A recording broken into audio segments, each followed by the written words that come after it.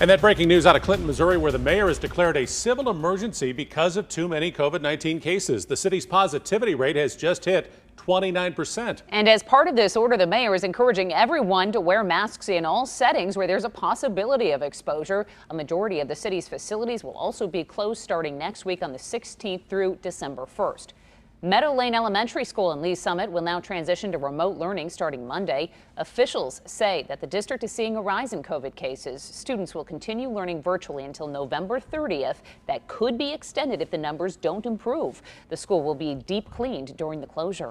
And all of this as local health directors are now calling for new steps to limit the spread of COVID-19. This move comes as Kansas and Missouri see thousands of cases added to the COVID totals just today. We have team coverage tonight on both sides of the state line, beginning in Missouri with our Michael Mahoney tonight. Michael. Haley, these restrictions have been the talk around town for a while now. They are recommendations. They are not orders. Not yet.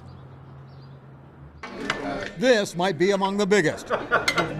Closing the Metro's bars and restaurants at 10. This is aimed mainly at the bars. People who are at bars or restaurants after 10 tend to maybe behave a little less responsibly, and so they're. Steve Stites of the KU Health System is not a health director who signed this letter, but he supports it.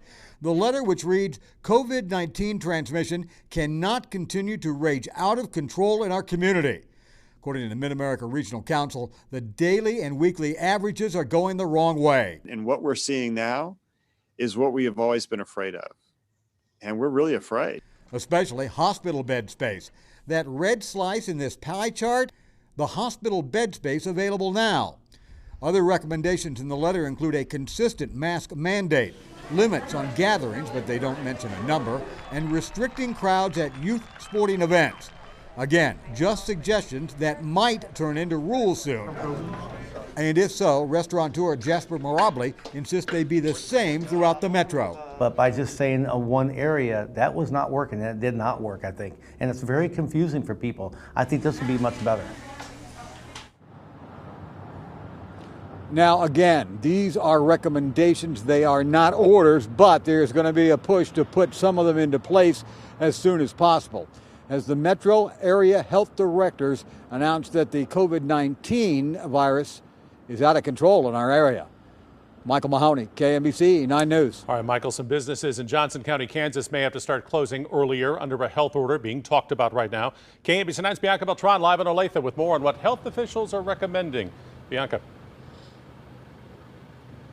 And the health officer echoing those sentiments, saying that the county needs to take action to curb community spread of COVID-19 in Johnson County by extending a mask mandate requiring social distancing out in public places, as well as limiting the size of gatherings out in public. He recommended a 50 people limit or 50% capacity with some exemptions. Dr. Lemaster also suggested closing bars and restaurants by 10 o'clock, but some commissioners pushed back, now considering an 11 o'clock curfew. And the doctor explained that the goal of the curfew is to prevent people from congregating for extended periods of time. This afternoon, the Board of Commissioners heard from a representative of local hospitals who also expressed the challenges that they're facing with staffing and capacity. The superintendent of Shawnee Mission School District also said they're facing tough decisions as community spread of COVID-19 impacts their staffing as well. And if we don't find a way to at least decrease the number of cases that we have, we will come to a point where we'll be overwhelmed and not be able to take care of our patients, both the COVID and non-COVID. We'll do our very best to keep school in session, but the reality is, and we've been messaging this decrease in staff is serious.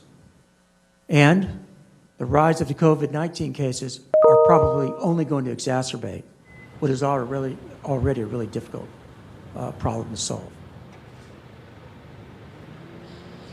And right now, the Board of Commissioners is listening to public comment that's been going on for over an hour now. Many people expressing concern about the potential impact that this could have to the community, especially small businesses. But the commissioners say that there are exemptions when it comes to the limits on gathering, and they include churches, retailers, bars, restaurants, fitness centers, healthcare institutions, and funeral services, all exempt. But again, this is not a done deal. They are still listening to public comment and considering what actions they should take next. Reporting live in Olathe, I'm Bianca Beltran, KMBC 9 News. We'll have an update on story coming up on KMBC 9 News at 6. The State Finance Council voted to extend a statewide disaster declaration through December 15th. This also extends the statewide mask mandate.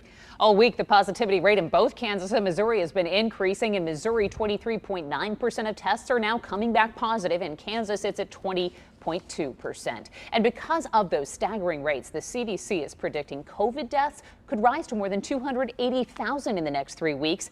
Right now, the United States is on track to meet last week's CDC prediction, saying at least 250,000 people will die from COVID-19 by the end of Thanksgiving weekend. The Jackson County Health Department has temporarily closed its clinic because of a surge in cases in the county. It will include the scheduled drive-through flu clinics, and this will last through November 27th. Johnson County, Kansas is dealing with record COVID cases, as you've seen, with almost 2,000 just this week. It's causing immense challenges for the county's contact tracers. KMBC 9's Emily Hallwick spoke with the health department about how they're working to keep up.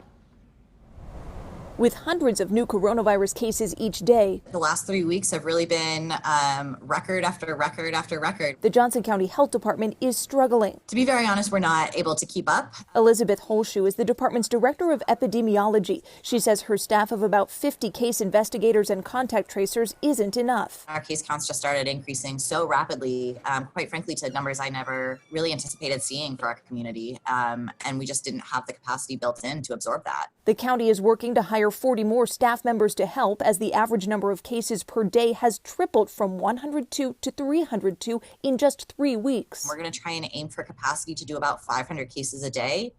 But if we're honest, if our cases keep increasing, we may exceed that number here very shortly. Another issue contact tracers are having is people not calling them back or being unwilling to share information, including parents of students. People are more and more resistant and reluctant to participate in their investigations. We're hearing a lot of anger, particularly from parents when my investigators are calling parents of kids who are positive. The health department is pleading with people to cooperate and to stay home when you can.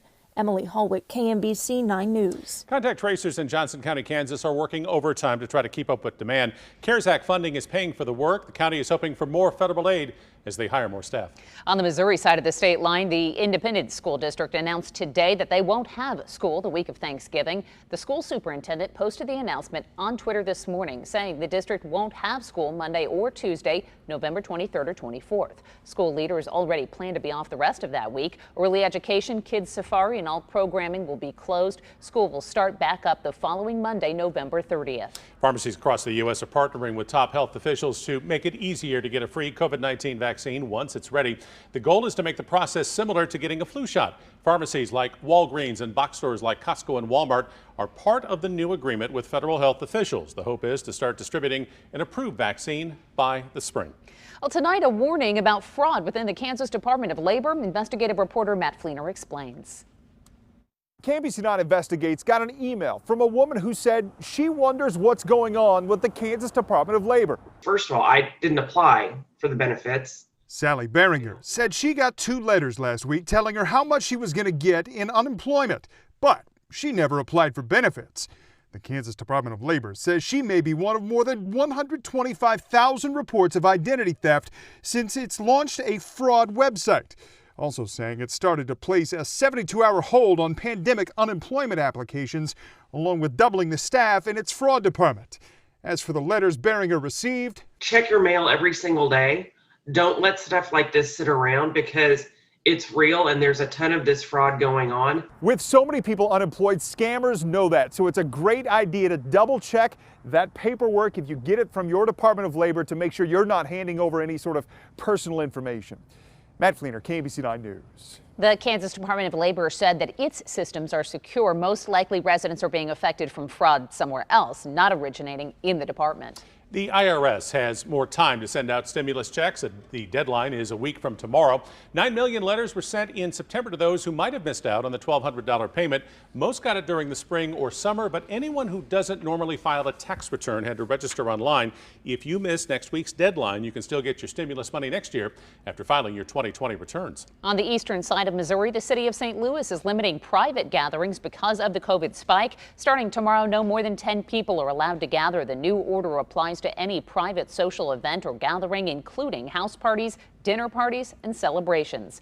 The new restriction comes as the city's positivity rate is over 10%, and inpatient and intensive care beds in St. Louis hospitals are at least 90% full.